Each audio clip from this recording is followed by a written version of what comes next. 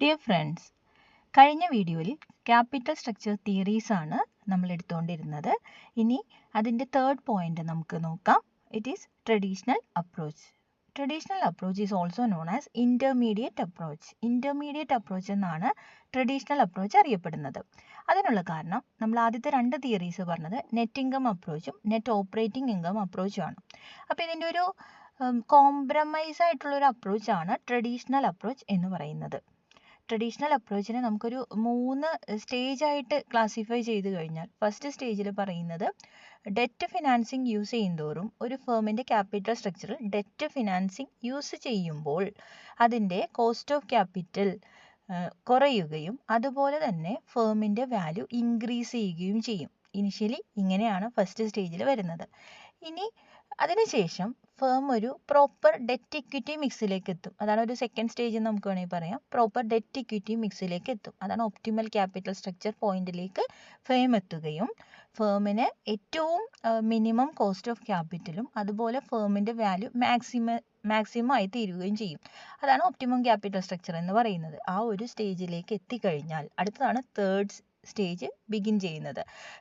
ഈ ഒരു സ്റ്റേജിൽ വരുന്നത് ഒരു ഫേം അതിൻ്റെ ക്യാപിറ്റൽ സ്ട്രക്ചറിൽ ഡെറ്റ് ഫിനാൻസിങ് ഇൻക്രീസ്ഡ് ആയിട്ട് യൂസ് ചെയ്യുമ്പോൾ, കൂടുതൽ യൂസ് ചെയ്യുമ്പോൾ ഡെറ്റ് ഫിനാൻസിങ് യൂസ് ചെയ്യുന്നത് കൊണ്ട് ഫേമിൻ്റെ ഫിനാൻഷ്യൽ റിസ്ക് കൂടുകയും automatically cost of equity increase ചെയ്യും. കോസ്റ്റ് ഓഫ് ഇക്വിറ്റി ഇൻക്രീസ് ചെയ്യുമ്പോൾ overall cost of capital increase ചെയ്യുകയും ഫേമിൻ്റെ വാല്യൂ ഡിക്രീസ് ചെയ്യുകയും ചെയ്യുന്നു. അങ്ങനെ ഒരു 3 സ്റ്റേജ് ആയിട്ടാണ് നമ്മുടെ ഈ ട്രഡീഷണൽ അപ്രോച്ച് വരുന്നത്. ഓക്കെ, അടുത്ത തിയറി നമുക്ക് നോക്കാം. Approach, Modigliani and Miller approach. ഈ ഒരു അപ്രോച്ചിൽ ടാക്സിൻ്റെ അസംഷൻ അനുസരിച്ച് 2 തിയറിയാണ് വരുന്നത്. Theory of irrelevance and relevance theory. അതിൽ നമുക്ക് ആദ്യം നോക്കാം തിയറി ഓഫ് ഇർറെലവൻസ്. ഇർറെലവൻസ് തിയറിയിൽ ഒരു പ്രധാനപ്പെട്ട അസംഷൻ എന്ന് പറയുന്നത് there is no corporate tax. Tax exist ചെയ്യുന്നില്ല എന്നുള്ളൊരു അസംഷനാണ് ഈ തിയറി ഓഫ് ഇർറെലവൻസിലുള്ളത്. ഇനി ഇർറെലവൻസ് കോൺസെപ്റ്റിൽ പറയുന്നത് ഒരു ഫേമിൻ്റെ ക്യാപിറ്റൽ സ്ട്രക്ചറിൽ വരുന്ന ഡെറ്റ് ഇക്വിറ്റി മിക്സ് അല്ലെങ്കിൽ ഡെറ്റ് ഇക്വിറ്റിയുടെ പ്രപ്പോർഷൻ എങ്ങനെയായിരുന്നാലും, നമ്മൾ നെറ്റ് ഓപ്പറേറ്റിംഗ് ഇൻകത്തിൽ പറഞ്ഞതുപോലെ, ആ ഒരു അപ്രോച്ചിൽ പറഞ്ഞതുപോലെ ഡെറ്റ് ഇക്വിറ്റി മിക്സിൻ്റെ പ്രപ്പോർഷൻ എങ്ങനെയായിരുന്നാലും അതിൻ്റെ വാല്യൂവിൽ അഫക്റ്റ് ചെയ്യില്ല. അതുപോലെ ഓവറോൾ കോസ്റ്റ് ഓഫ് ക്യാപിറ്റലിലും എന്താണ് അഫക്റ്റ് ചെയ്യില്ല എന്നാണ് ഏത് തിയറിയിൽ പറയുന്നത്? മോഡിഗ്ലിയാനി ആൻഡ് മില്ലർ അപ്രോച്ചിൻ്റെ തിയറി ഓഫ് ഇർറെലവൻസിൽ പറയുന്നത്. ഇവിടെ ഒരു ഫേമിൻ്റെ വാല്യൂ നിർണ്ണയിക്കുന്നത് ആ ഫേമിൻ്റെ ഓപ്പറേറ്റിംഗ് ഇൻകം ആണ്, അല്ലാതെ ഡെറ്റ് ഇക്വിറ്റി മിക്സ് അല്ല എന്നാണ് തിയറി എടുത്തു പറയുന്നത്.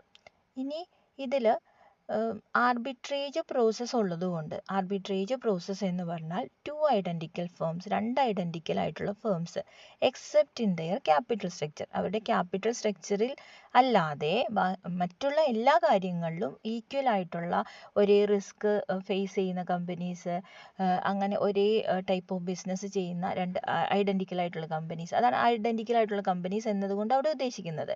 അങ്ങനെയുള്ള കമ്പനീസ്, അതിന് എന്തുമാത്രമേ വ്യത്യാസമുള്ളൂ? ഒരു ഫേമിൻ്റെ ക്യാപിറ്റൽ സ്ട്രക്ചറിൽ ഡെറ്റ് ഫിനാൻസിങ് ഉണ്ട്, ഒരു ഫേമിൻ്റെ ക്യാപിറ്റൽ സ്ട്രക്ചറിൽ ഡെറ്റ് ഫിനാൻസിങ് ഇല്ല. അപ്പം അതാണ് ക്യാപിറ്റൽ സ്ട്രക്ചറിൽ മാത്രം ഡിഫറൻസ് ഉണ്ട് എന്ന് പറയുന്നത്. ഇങ്ങനെയുള്ള ഒരു ഐഡൻറ്റിക്കൽ ഫേമിനെ ഒത്തിരി കാലം ഡിഫറൻറ്റ് വാല്യൂവിൽ തുടർന്നു പോകാൻ സാധിക്കില്ല. അതായത് ഒരു ഫേമിൻ്റെ value 2 crore debt financing use ചെയ്യുന്ന ഫേമിൻ്റെ value 2 crore debt financing use ചെയ്യാത്ത ഫേമിൻ്റെ വാല്യൂ 1 crore ആണ് എന്ന് വിചാരിക്കുക. അപ്പോൾ അവിടെ ഒരു എന്താണ്, 2 ഫേമിൻ്റെയും വാല്യൂവിൽ എന്തുണ്ട്? ഡിഫറൻസ് ഉണ്ട്. ഈ ഡിഫറൻസ് ഒരു പോയിന്റ് എത്തുമ്പോൾ ഈക്വലായി മാറും എന്നാണ് ആർബിട്രേജ് പ്രോസസ്സിൽ പറയുന്നത്. ആർബിട്രേജ് പ്രോസസ്സ് ഡീറ്റെയിൽഡ് ആയിട്ടുള്ള വീഡിയോ നിങ്ങൾക്ക് കേൾക്കണമെന്നുണ്ടെങ്കിൽ കമൻറ്റ് ചെയ്യുക. ഞാൻ അടുത്ത ഒരു വീഡിയോ അത് മാത്രമായിട്ട് ഇടുന്നതായിരിക്കും. അങ്ങനെ ഈ ഒരു ആർബിട്രേജ് പ്രോസസ്സിലൂടെ ഐഡൻറ്റിക്കൽ ഫേംസിൻ്റെ വാല്യൂ ഒരു ലോങ് ഡ്യൂറേഷനിലേക്ക് ഡിഫറൻ്റ് ആയിരിക്കില്ല. ലോങ് ഡ്യൂറേഷനിൽ ഒരു പോയിന്റ് എത്തുമ്പോൾ രണ്ടിൻ്റെയും വാല്യൂ ഈക്വലായി മാറും എന്നാണ് മോഡിഗ്ലിയാനി ആൻഡ് മില്ലർ അപ്രോച്ചിൽ പറയുന്നത്. അപ്പം അതുകൊണ്ട് തന്നെ ക്യാപിറ്റൽ സ്ട്രക്ചറിന് ഫേമിൻ്റെ വാല്യൂവിൽ ഇൻഫ്ലുവൻസ് ഇല്ല, ഇർറെലവൻ്റ് ആണ് എന്നാണ് തിയറി ഓഫ് ഇർറെലവൻസിൽ പറയുന്നത്. അടുത്ത തിയറിയാണ് തിയറി ഓഫ് റെലവൻസ്. റെലവൻസ് കോൺസെപ്റ്റിൽ അവിടെ ഒരു അസംഷൻ പറയുന്നത് ദെയർ ഈസ് മെയിനായിട്ടുള്ള അസംഷൻ എന്ന് പറയുന്നത് കോർപ്പറേറ്റ് ടാക്സ് ഉണ്ട് എന്നുള്ളതാണ്, എക്സിസ്റ്റ് ചെയ്യുന്നുണ്ട് എന്നുള്ളതാണ്. കോർപ്പറേറ്റ് ടാക്സ് ഉള്ളത് കൊണ്ട് തന്നെ ഒരു ഫേം ഡെറ്റ് ഫിനാൻസിങ് യൂസ് ചെയ്യുകയാണെന്നുണ്ടെങ്കിൽ ആ ഫേമിന് ടാക്സ് ഡിഡക്ഷൻ ലഭിക്കുകയും അതുകൊണ്ട് തന്നെ അതൊരു ടാക്സ് ഷീൽഡായിട്ട് വർക്ക് ചെയ്യുകയും ചെയ്യുന്നു എന്നാണ് പറയുന്നത്. അങ്ങനെ ഫേമിൻ്റെ overall cost of capital reduce ചെയ്യുകയും ഫേമിൻ്റെ വാല്യൂ ഇൻക്രീസ് ചെയ്യാനും കാരണമാകുന്നു. അപ്പോൾ തിയറി ഓഫ് ഇറെലവൻസിന് ജസ്റ്റ് ഓപ്പോസിറ്റ് ആണ് തിയറി ഓഫ് റെലവൻസ് എന്ന് പറയുന്നത്. ക്യാപിറ്റൽ സ്ട്രക്ചറിലുള്ള ഡെറ്റ് ഇക്വിറ്റി പ്രപ്പോർഷന് എന്തിൽ ഇൻഫ്ലുവൻസ് ഉണ്ട്, ഫേമിൻ്റെ വാല്യൂവിൽ ഇൻഫ്ലുവൻസ് ഉണ്ട് എന്നാണ് തിയറി ഓഫ് റെലവൻസ് പറയുന്നത്. ഓക്കെ, ഈ 4 തിയറീസും നിങ്ങൾക്ക് ക്ലിയർ ആയി എന്ന് വിശ്വസിക്കുന്നു. ഡൗട്ട്സോ അല്ലെങ്കിൽ ഏതെങ്കിലും ഒരു പോയിന്റ് കൂടുതൽ വേണമെന്നുണ്ടെങ്കിൽ നിങ്ങൾ കമൻറ്റ് ചെയ്യുക.